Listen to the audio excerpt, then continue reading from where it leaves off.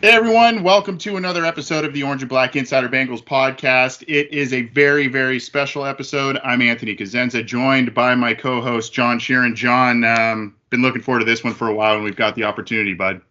Absolutely, man. It's always nice to get these types of interviews on the program and to learn a little bit more about some key members of the Bengals community.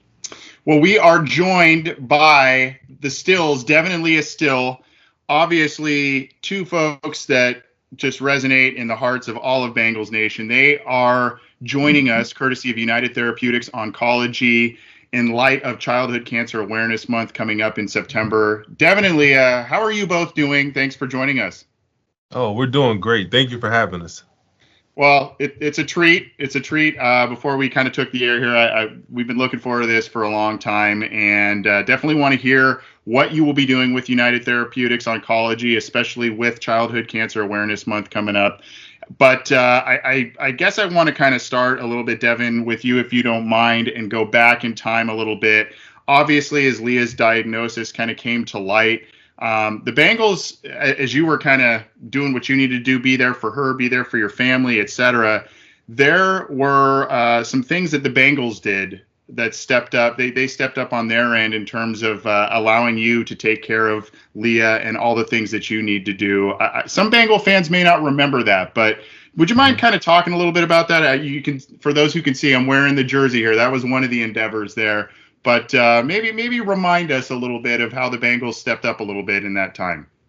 Yeah, so the Bengals stepped up in two major ways. Number one, when I first found out about Leah's diagnosis and I called Marvin and I talked to the Browns, they let me know that I could put my focus on Leah and they would take care of football. So when I came back out to Cincinnati for training camp, they reiterated the same thing, like, you just focus on Leah and we'll take care of football. And then we ended up discussing going down to the practice squad so that my sole focus can be on Leah. And as the journey got a little bit easier for me to handle, they would bring me back up to the 53-man roster. So that was the first initial thing that they did, which was huge for me.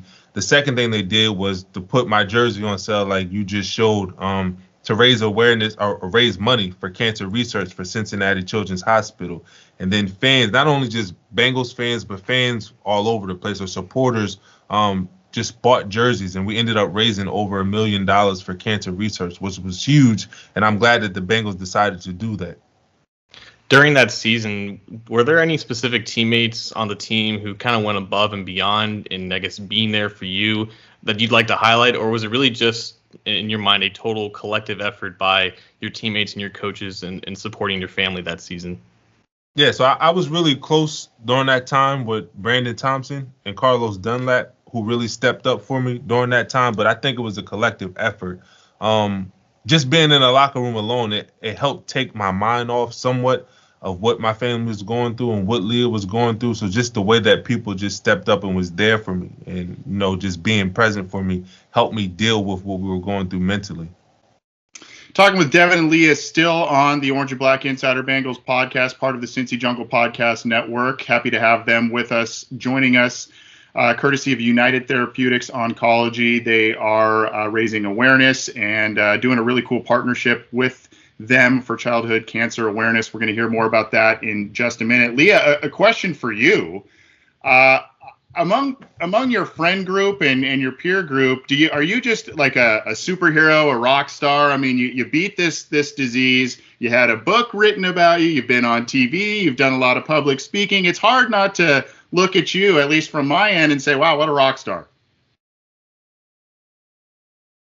Well, I don't really consider myself, as somebody who's just, who has a lot of people that follow them. I just consider myself as a normal person.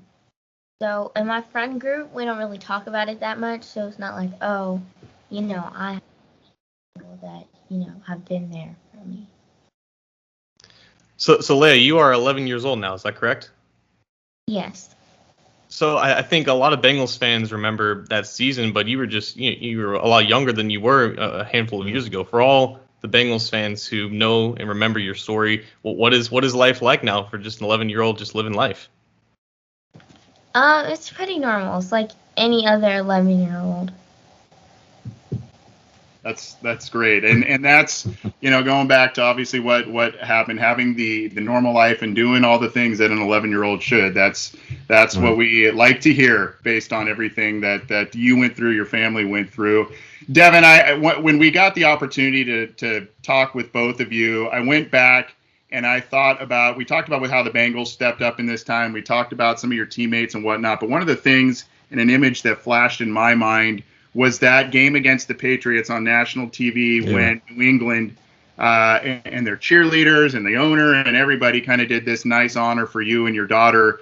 And I guess I would just kind of like your thoughts on that, and the fact that, was that kind of a moment where you said, hey, this is more than a Bengals Nation thing. This is gaining national attention, and you really felt that the NFL world and its fans were really behind you guys?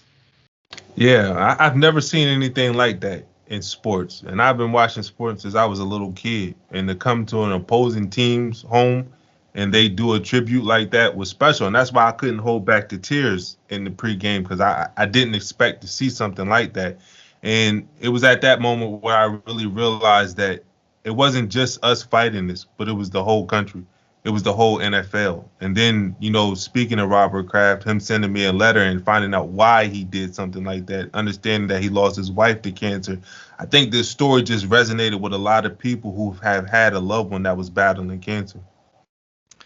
So, Leah, I believe it was March 25th is when you were officially announced as cancer-free, 5 years removed from remission. What was it like kind of ringing that bell at that time, really when the whole world was kind of dealing with COVID for the first time? What was that moment like for you 5 years after you found out that you were in remission? I was really excited, but I was also kind of sad that we couldn't have our annual gala, because I love going to the galas and I just love seeing people and having fun. Devon, you have since transitioned a little bit to doing quite a bit of motivational speaking, public speaking, and doing some couples advice on social media that I've seen with your wife and whatnot. Can you talk to us a little bit about the transition from football life, you being a former high pick, going through all the things that you went through as a football player, and now how you're able to use all of those experiences as a public speaker, doing public appearances and speaking to the masses on a lot of great topics? Yeah, to be honest with you, it was a tough transition, because since I was 13, I had dreamed of playing in the NFL, and I put in a lot of work. I had to overcome a lot of injuries to make it to the NFL, and I never saw the day that my daughter would be diagnosed with cancer, and I would have to switch my focus to her battling cancer. But then it just made me realize that, football may not have been my destination, but it may have been my vehicle to help me get to my destination, which was giving me a platform to really raise awareness for, children who are battling cancer. So we take a lot of pride in what we do when we understand the responsibility that comes with that type of platform. And that's one of the reasons why we decided to partner with United Therapeutics to help give families more resources as they navigate their neuroblastoma journey. So kind of on that same wavelength, as advocates for raising awareness for neuroblastoma, is there any moment or moments that kind of come to your mind as being really fulfilling and just spreading the word and giving back to this community? Or is just anything that kind of really populates your mind as a good memory of kind of being on this platform?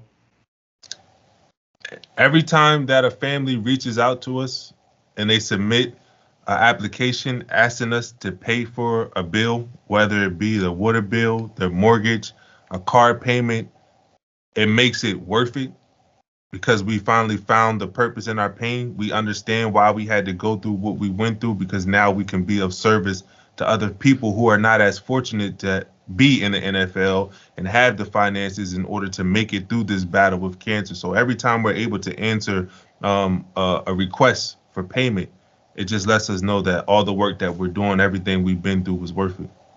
Talking with Devon and Leah Still just for a couple more minutes. They are joining us on the Orange and Black Insider in Cincy Jungle, courtesy of United Therapeutics Oncology, and we want to hear about your partnership there in just a sec. I guess one final question I have for you, Leah. You have seen your father play professional football. You've seen him be an advocate for great causes. You've seen him do public speaking.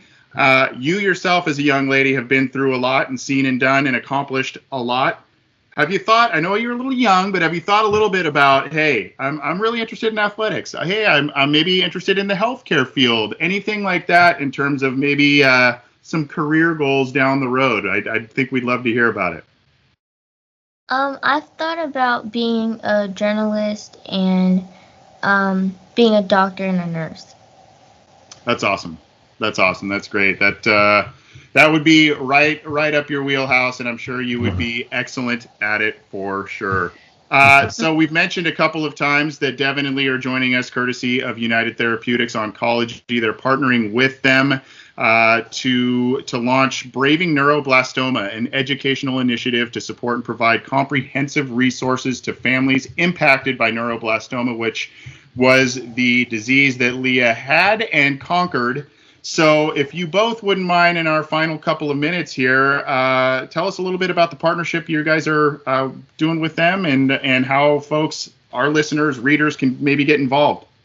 Yeah, so hopefully a lot of people know that, September is Childhood Cancer Awareness Month. So we like to find partnerships that can really make an impact on the cancer community.